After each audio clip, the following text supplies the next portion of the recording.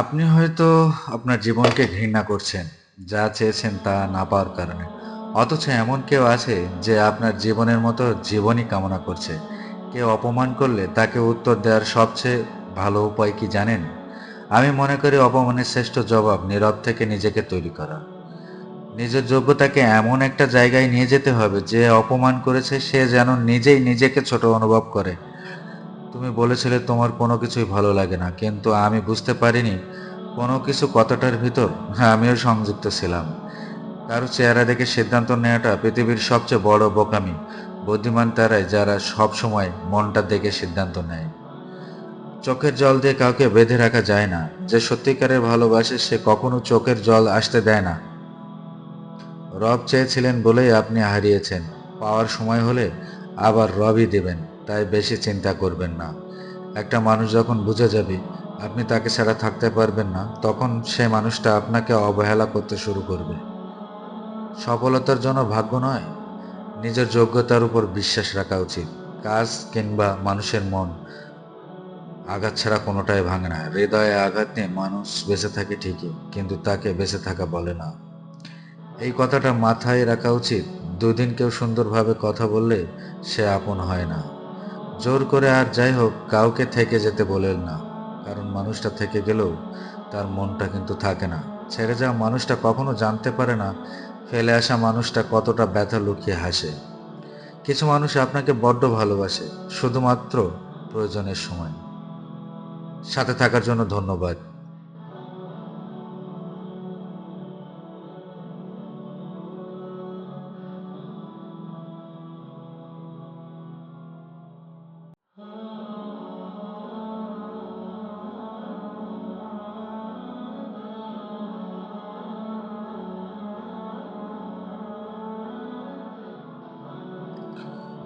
নিজের সর্বস্বতেও যখন একটা মানুষকে আটকে রাখা যায় না, তখন তোমাকে বুঝতে হবে মানুষটা তোমার না।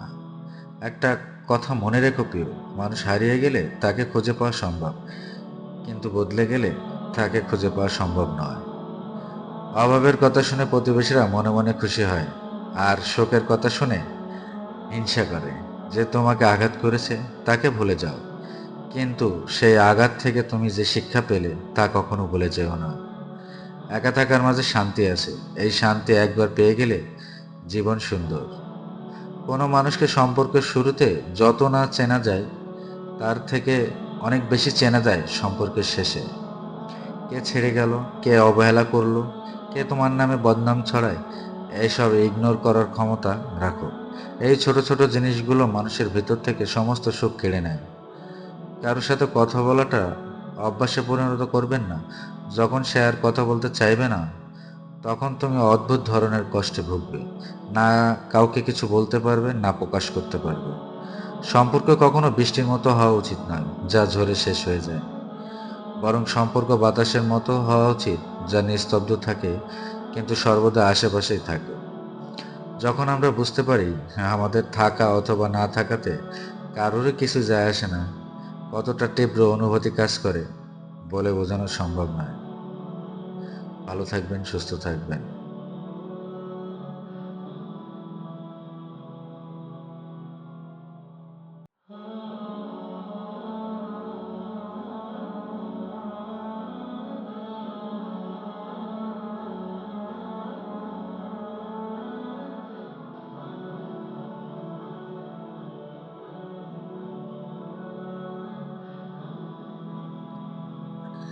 নিজের দুঃখ নিজের কাছে পাওয়ার সমান, কিন্তু সেটা অন্যের কাছে 2 লাইন গল্প মাত্র। পাওয়ার আগে মানুষ যতটা আগ্রহ দেখায়, গুরুত্ব থাকে। পেয়ে যাওয়ার পর যদি ততটা গুরুত্ব দিত, তাহলে পৃথিবীতে কেউ কারোর প্রাক্তন হতো না। কিছু কিছু ক্ষেত্রে স্বাধীনতা অনেক ভয়ঙ্কর, আর মেয়েরা শুধু স্বাধীনতা খোঁজে। সব জায়গায় স্বাধীনতা খুঁজতে হয় না। অবহেলা শব্দটা ছোট হলেও যন্ত্রণাটা অনেক বেশি। ছেড়ে যাওয়া মানুষগুলো কি করে বুঝবে রেখে যাওয়া স্মৃতিগুলো ওজন কতটা ভারী? দেরিতে আসুক ক্ষতি নেই, তবে মানুষটা যেন সঠিক হয়। যে সব সময় হাসে তার অতীতটা ঘেঁটে দেখো, তুমি নিজেই কেঁদে ফেলবে। একা বাঁচতে শেখো প্রিয়, কারণ দিন শেষে তুমি ছাড়া তোমার কেউ নেই। যদি ভালোবাসাটা সত্যি হয়ে থাকে তবে একটা সময় আপনার শূন্যতা থাকে প্রচুর কাঁদাবে। অনলাইনে আসা ছেড়ে দেন, দেখবেন অনলাইনের ভালোবাসা অনলাইনেই হারিয়ে যাবে। পৃথিবীর প্রত্যেকটা মানুষের হৃদয়ে ব্যথা আছে, শুধু প্রকাশ করার ধরন তার আলাদা।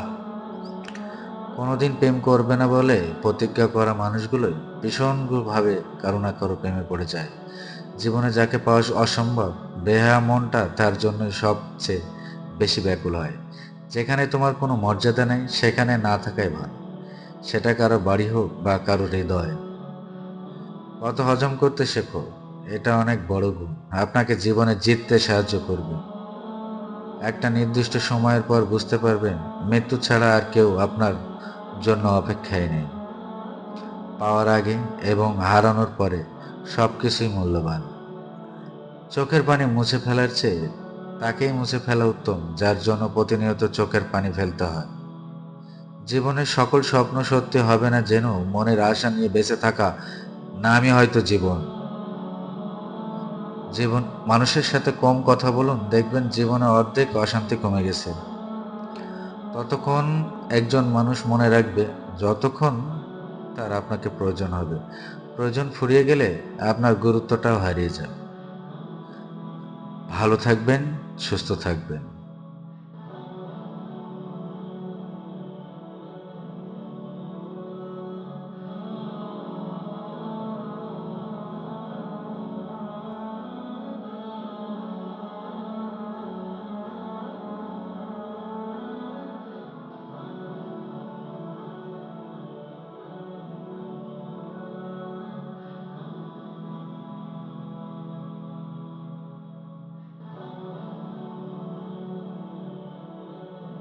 মানুষ বদলে যাওয়াটাই স্বাভাবিক, আমাদের মেনে নিতে না পারাটাই অস্বাভাবিক। কি অদ্ভুত না? চোখ পুকুর নয় তবুও জলে ভরে যায়, মন কাজ নয় তবুও ভেঙে যায়।